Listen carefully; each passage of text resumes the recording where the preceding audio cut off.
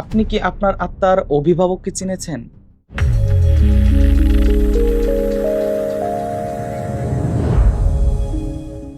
আজ আমরা খুঁজব কেন পিতামাতা জীবিত থাকতেই একজন মানুষের জীবনে মোর্শেদ বা পীরের ছায়া অনিবার্য হয়ে পড়ে।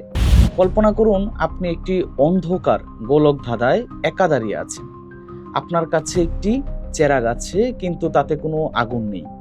আপনি জানেন এই গোলক ধাঁধার ওপারেই আছে এক অনন্ত আলোর শহর, আপনার আসল বাড়ি। কিন্তু আপনি পথ চেনেন না, আর আপনার চেরাগটিও নিভে গেছে। আপনার পিতামাতা আপনাকে এই গোলক ধাঁধার দরজায় এনে ছেড়ে দিয়েছেন। সেটি ছিল তাদের মূলত একমাত্র কাজ। কিন্তু এই অন্ধকার পথে হাত ধরে নিয়ে যাওয়ার জন্য আপনার কি এমন কারো কোনো প্রয়োজন নেই যার নিজের চেরাগটি প্রজ্বলিত?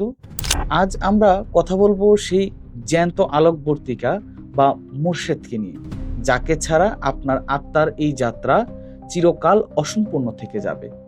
পীর বা মুর্শেদ কোনো নিছক মানুষ নন, তিনি হলেন নবুয়তের নূরের ধারক। ফার্সি ভাষায় পীর মানে মুরব্বী নয়, বরং তিনি সেই প্রদীপ যিনি অন্ধকার ঘরে পথ দেখান। আমাদের এই শরীরটা আসলে একটা মহাকাশযান।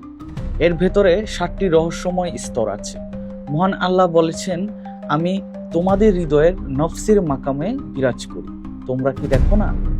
সূরা আয-যারিয়াত আয়াত 21।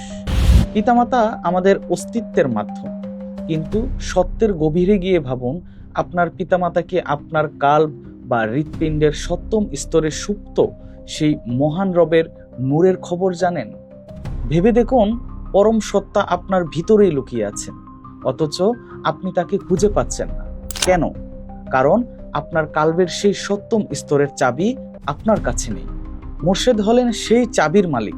তিনি যখন আপনার হাত ধরেন, তখন তিনি কেবল একটি হাত ধরেন না, বরং তার হৃদয়ের জাগ্রত নূর আপনার হৃদয়ে স্থাপন করেন। এটি অনেকটা মহাকাশে একটি মৃত নক্ষত্রকে পুনরায় জ্বালিয়ে দেওয়ার মতো। মানুষের শরীর মাটির পৃথিবীর থেকে আসে, তাই এর জন্ম হয় মা বাবার মাধ্যমে। কিন্তু মানুষের ঈমান আসে আরশ থেকে, তাই তার জন্ম হতে হয় একজন কামেল মুর্শেদের মাধ্যমে। একে বলা হয় তিফলুল মাআনি। আপনার ভেতরে একটি নূরের শিশু সুপ্ত অবস্থায় আছে। যতক্ষণ একজন কামেল মুর্শেদ তার রুহানি ফায়েজ দিয়ে সেই শিশুকে জাগিয়ে না তুলছেন, ততক্ষণ আপনি আধ্যাত্মিক জগতের কাছে এক অজ্ঞাত সন্তান বা আনবর্ন সোল। পিতামাতা আপনার দেহের জন্মদাতা, কিন্তু মুর্শেদ আপনার সেই রুহানি অস্তিত্বের পিতা, যা কখনো মরে না। এখন আপনিই বলুন, কোন জন্মটি বেশি রহস্যময় আর বেশি প্রয়োজনীয়? মৃত্যু কি কেবল হৃদস্পন্দন বন্ধ হওয়া? আধ্যাত্মিক বিজ্ঞানে মৃত্যু হলো আল্লাহর নূরের সাথে সংযোগহীন এক অন্ধকার গহ্বর। হাদিসে যে জাহিলিয়াতের মৃত্যুর কথা বলা হয়েছে, তা আসলে একটি রুহানি ব্ল্যাক হোল। আপনি যদি কোনো কামেল মুর্শিদের বায়াতের শিকলে যুক্ত না হন, তবে মৃত্যুর পর আপনার আত্মা কোনো দিশা পাবে না। আপনি কি চান আপনার সারা জীবনের ইবাদত সেই অন্ধকারে হারিয়ে যাক? পিতামাতা আপনাকে দুনিয়ার আলো দেখিয়েছেন, কিন্তু মুর্শেদ আপনাকে দেখাবেন সেই আলো যা কবরের অন্ধকারেও আপনার পথ চলা থামতে দেবে না। পিতামাতা বেঁচে থাকতে কি পীর ধরতে হবে? প্রশ্নটি অনেকটা এমন, সূর্য ডোবার আগে কি প্রদীপ জ্বালিয়ে নিতে হবে? উত্তর আপনার হৃৎপিণ্ডের প্রতি স্পন্দনেই লুকিয়ে আছে। আপনার সময় ফুরিয়ে আসছে, আর আপনার ভিতরের সেই নূরের শিশুটি ডানা ঝাপটাচ্ছে মুক্তির আশায়। পিতামাতা আমাদের পৃথিবীর আলো দেখিয়েছেন, কিন্তু মুর্শেদ দেখান স্রষ্টার আলো। এই আলো পাওয়ার তৃষ্ণা কি আপনার হৃদয়ে জেগেছে?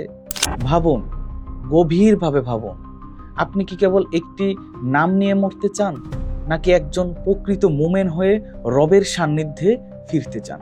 মনে রাখবেন, এতিম সেই নয় যার মা বাবা নেই, এতিম সে যার কোনো মুর্শেদ নেই। আজ এই পর্যন্তই, দেখা হবে নতুন আরেকটি ভিডিওতে। সে পর্যন্ত ভালো থাকুন, সুস্থ থাকুন। আল্লাহ হাফেজ। আসসালামু আলাইকুম ওয়া রাহমাতুল্লাহি ওয়া বারাকাতুহু।